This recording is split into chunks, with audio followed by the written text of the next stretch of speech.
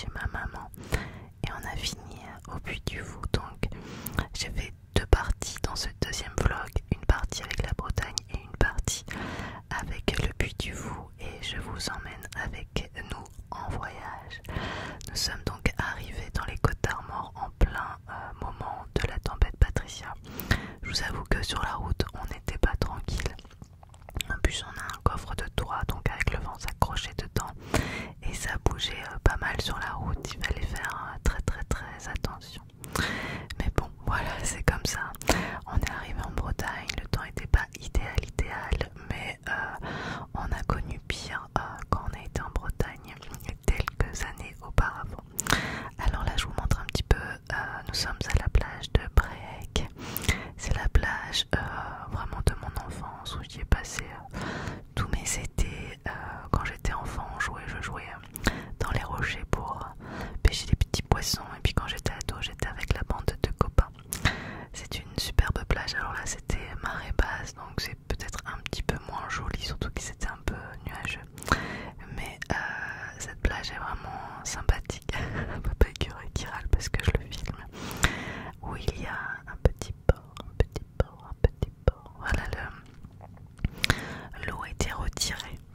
Alors il faut savoir, si vous allez un jour en vacances en Bretagne quand l'eau est loin comme ça, mettez des petites, ce qu'on appelle les petites méduses, vous savez, les petites chaussures de plage. Je sais que ce n'est pas esthétique, mais ça vous évitera de vous faire mal, car il peut y avoir des vives quand l'eau est retirée, et franchement c'est très douloureux, beaucoup plus douloureux qu'une brûlure de méduse. Donc là, je vous montre un petit peu le circuit des falaises. C'est à Plouésec, dans la commune de ma maman.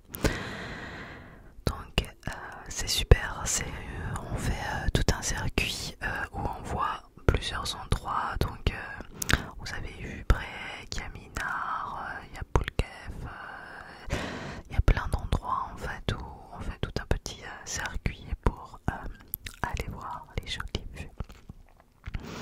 Et là c'est le moulin de Crac,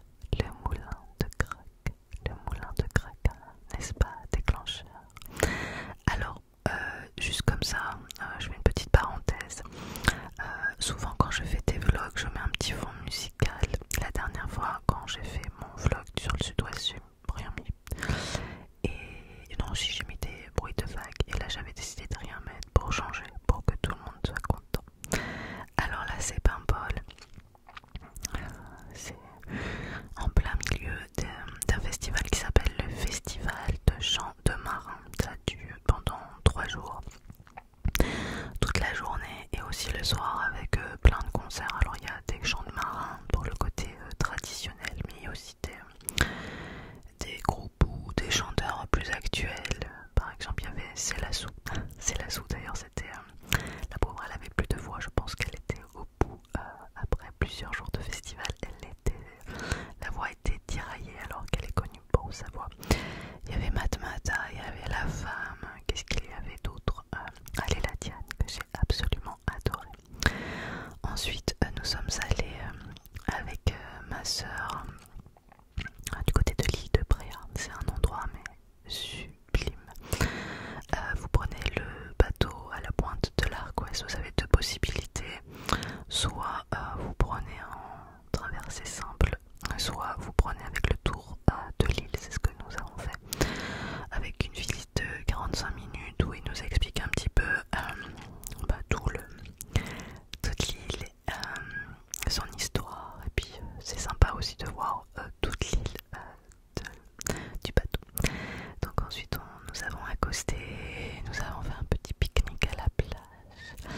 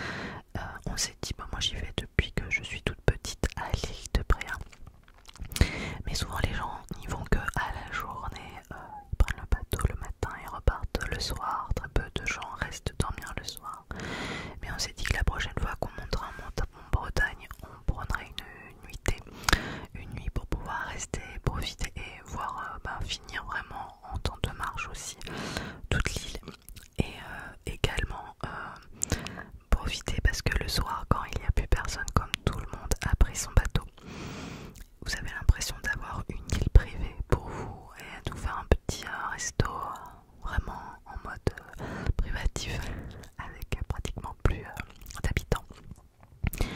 C'est très reposant, donc franchement c'est quelque chose je pense qu'on va faire la prochaine fois qu'on monte dans les Côtes d'Armor.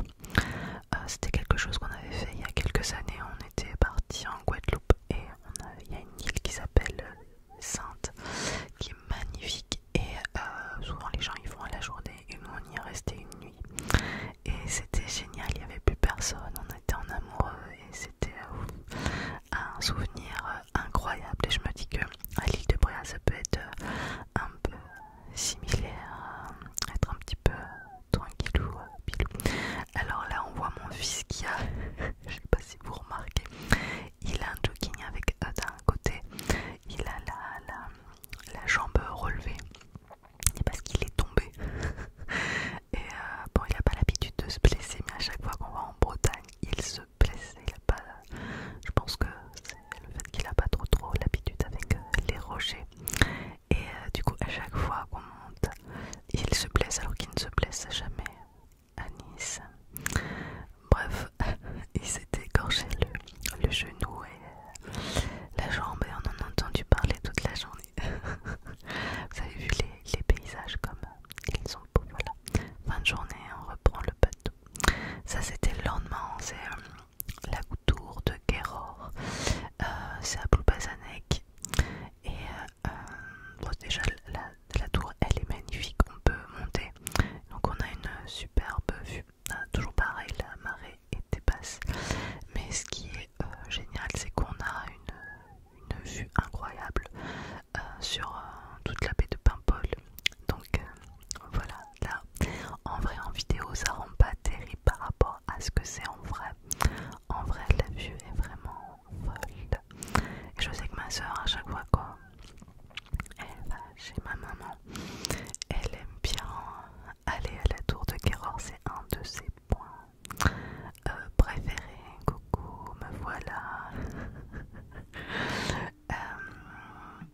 Et ensuite nous avons décidé d'aller du côté de comment ça s'appelle, Lokivi de la mer. C'est pas très loin de Ploubazanec et voilà, toujours pareil, c'était marée basse donc ça peut être plus joli et mais c'est une petite commune qui est sympathique avec un petit port. C'est surtout connu pour des faits historiques entre guillemets puisque ben voilà, c'est une terre qui est où il y avait des pêcheurs qui allaient en Islande avant, les pêcheurs d'Islande qui allaient pêcher la morue et du coup Lokivi de la mer, il y avait même une chanson qui disait Lokivi de la mer, Lokivi de la mer, du regard de mon rire, tes derniers vrais marins, Lokivi de la mer, du fond de ton vieux port s'entassent les carcasses des bateaux déjà morts. Alors c'est un peu glauque, c'est parce qu'en fait il y avait beaucoup de marins qui mouraient. Je vous invite à lire d'ailleurs le livre de Pierre Loti, pêcheur d'Islande. Donc ça c'était le lendemain, on est parti chez ma cousine lui rendre un petit bon, lui rendre visite et en fait elle habite à côté d'une ferme et elle a l'habitude d'aller voir les animaux de la ferme avec ses enfants, donc on en a profité pour aller voir les petits veaux qui étaient trop mignons, trop chouchous. Donc notre fils était ravi de pouvoir voir tous ces animaux. Ça c'était le lendemain, on est parti à la plage, toujours à Bréhac. Alors c'était génial parce qu'à Bréhac il y a une boîte à livres super garnie et je me régale tous les soirs, il y avait des livres différents dedans, c'était trop cool. Donc il faisait beau mais l'eau était pas très chaude et j'avais une allergie à la mer en plus, enfin en particules dedans. Après je me suis plus rebaigner du reste de l'été avec, j'ai eu des boutons partout, c'était hyper douloureux. Le lendemain nous sommes allés du côté du Plémort-Bodou, c'est là où vous voyez les ah, ça c'était une petite animation. Plémort-Bodou c'est à la cité des télécoms parce qu'il pleuvait tout simplement, donc il fallait quand même s'occuper et c'est un endroit qu'on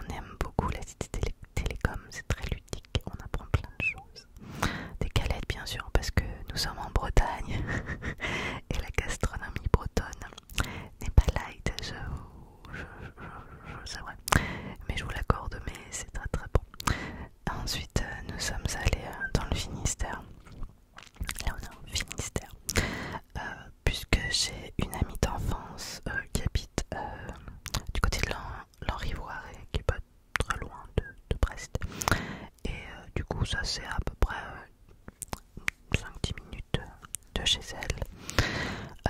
On a été faire des petites balades digestives parce qu'on avait quand même bien mangé et c'était trop joli. Alors on se rend peut-être pas trop compte, mais il y avait quand même pas mal de vent.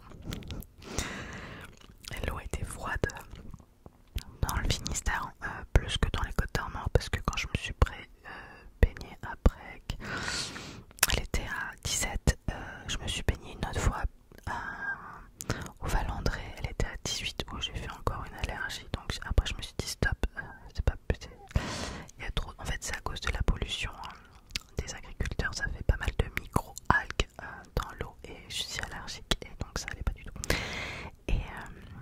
Et donc du coup dans le Finistère elle était à 15 degrés. Ouais, c'est pas lourd quand même. Donc mon ami s'est baigné, moi j'ai mis je ne me suis pas baignée parce que à cause de mes allergies j'avais un peu peur, mais j'ai mis mes pieds on va dire jusqu'aux genoux, mes jambes quoi.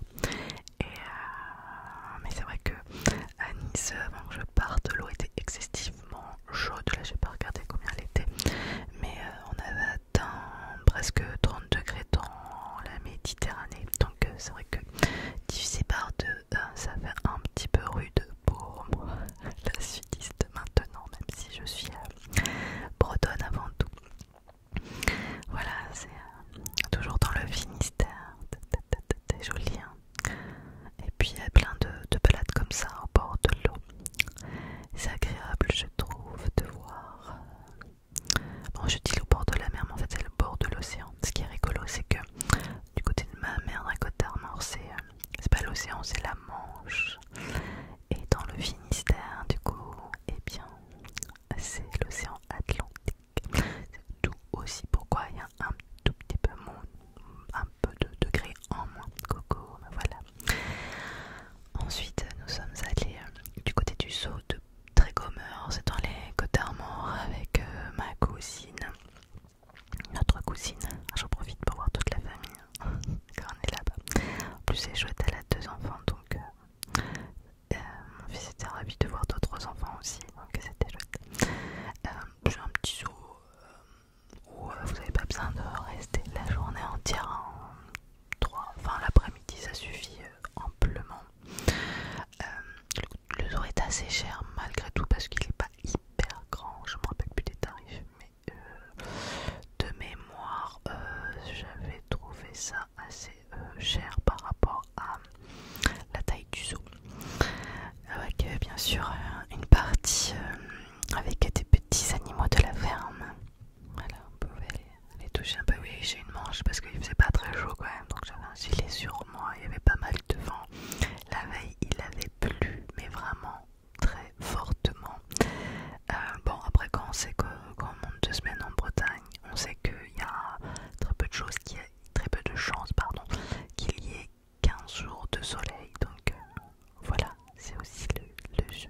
Mais au moins il n'y a pas de sécheresse en Bretagne.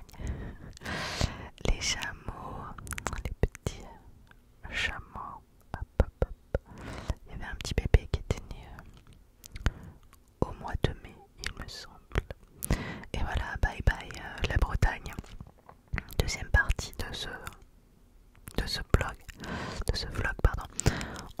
Je vous amène au Puy du Fou. On avait pris une petite location à Airbnb. C'était vraiment sympa, enfin c'était tout simple, pas très grand, mais tout ce qu'il y a de plus pratique. En plus la femme était trop gentille, j'avais oublié mon oreiller parce que comme j'ai une bonne hernie discale, j'amène toujours mon oreiller avec moi parce que pour avoir moins mal, et je l'ai oublié et me l'a renvoyé, donc c'est trop gentil. Merci beaucoup. Je sais pas si elle écoute l'ASMR, mais merci beaucoup. Donc le Puy du Fou. Que dire? Déjà beaucoup de monde. J'ai plusieurs choses à dire, je sais pas dans quel ordre le dire. Donc déjà premièrement, ce qu'il faut savoir, c'est qu'il y a le soir, il y a plusieurs spectacles. Il y a donc nous on a vu ensuite comment ça s'appelait, les noces de feu. Il y a un joli spectacle mais qui n'a pas lieu tous les soirs. Ensuite il y a un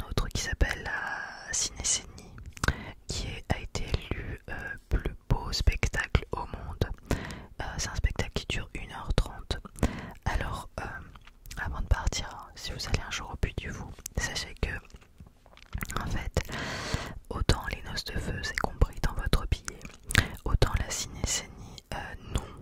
Et il faut s'y prendre plus d'1 an à l'avance pour prendre ses billets pour la cinécénie, c'est-à-dire que c'est à payer en plus. Ce qui fait que nous on savait pas, et puis de toute façon même si on le savait il y a 1 an, on n'avait pas les dates de congé, nos dates de congé, donc on n'aurait pas pu réserver. Donc on était un peu déçus de ne pas voir ce gros spectacle du soir. Mais bon voilà, c'est comme ça. Ce qu'il faut savoir aussi, je tenais à préciser également, c'est un parc avec des orientés du coup spectacle. Il n'y a pas d'animation, je veux dire, enfin, il n'y a pas de, vous n'allez pas faire des manèges, ce n'est uniquement que des spectacles qui sont d'une qualité extraordinaire. Je n'ai jamais vu des spectacles aussi bien faits. Cependant c'est des spectacles sur le thème historique, donc vous allez avoir les Vikings, là vous avez par exemple, comme vous voyez à l'écran, le côté un petit peu Rome, tout ça. Il y a les mousquetaires, il y a pas mal de choses différentes, pas mal de parties différentes de l'histoire. Ce qu'il faut se dire, c'est que vous allez voir un parc de divertissement, c'est-à-dire que ce n'est pas ce qu'on va vous dire, ce n'est pas des faits historiques. Il y a des choses qui m'ont un peu dérangé, j'avoue personnellement, où l'histoire a été un petit peu mise sous un autre angle ou déformée pour faire peut-être passer des messages, hein. Mais voilà, ça m'a un peu dérangé. Donc dites-vous que vous n'allez pas voir des choses qui sont des faits avérés, mais un divertissement. Si vous voulez connaître l'histoire réellement, et ben il faut ouvrir des livres tout simplement. Là c'était le spectacle sur du coup le secrétaire de Richelieu, qui était un des spectacles qui m'a le plus plu parce que j'adorais le fait qu'il y ait de l'eau.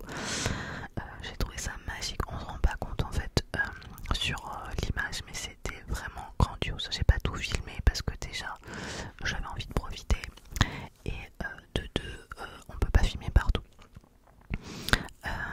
Autre chose, nous on est parti 2 jours sur place et nous avons pris sur le premier jour un pass émotion.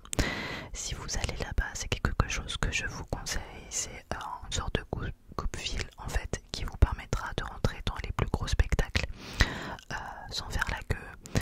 Enfin sans faire la queue pendant 2 heures, parce que certains franchement ils étaient obligés de faire 2 heures la queue. Vous arrivez 10 minutes avant le début du spectacle et c'est parfait, ce qui vous permet de faire tous les spectacles principaux dans la première journée et faire les plus petits, les plus annexes dans la deuxième journée.